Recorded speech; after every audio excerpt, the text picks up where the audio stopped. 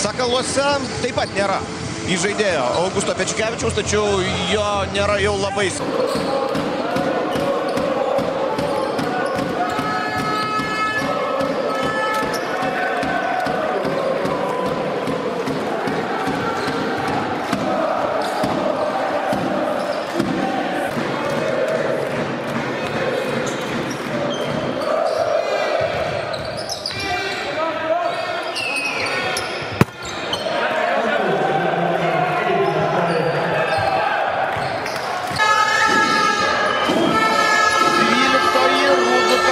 Šiandien pakankamai nemažai kamuolių pametė Lietuvos Rytas. 9 klaidos. Jomantas. Faktorius X, galbūt galėtume sakyti taip, kalbant apie puolimą. Nedaug po pirmojo kėlinio, galbūt sakykime taip.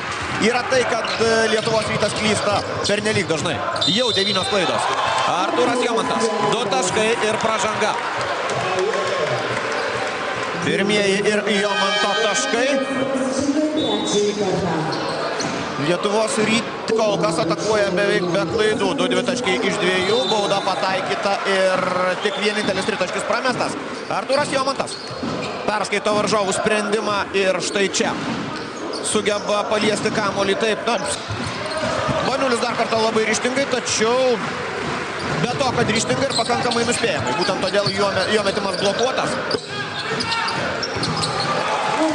Babrauskas meta iš toli nepataiko, tačiau kamuolį be didesnių.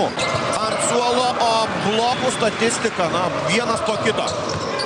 Vienas po kito, jau 5 ir 3 iš jų varžovams išrašė Jonas Valančiūnas. Šio krepšininko taškai, pirmieji taškai šiandien Jomantas.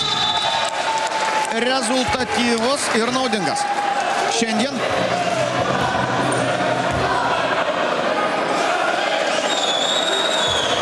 Steponą Babrauską.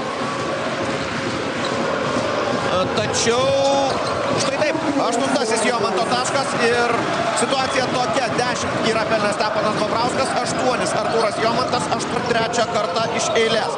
Pataiko Sakalų veteranas, su 13 taškų jis rezultatyviausias šiuose rungtynėse. 13 dar kartą priminsiu yra Sirvydžio vidutinė norma LKL čempionate. Tai yra, reikia manyti, kad šiandien tų taškų bus daugiau. Visiškai vaikiškai Jazukevičius dabar pramiega už nugaros ją manevravusi Jomantą. Jonas Valančiūnas. 21,8 kamuoliai. Nieko stebuklingo šiandien Lietuvos Rytui puolime daryti nereikia. Tiesiog duoti kamuolį savo vidurio puolėjui.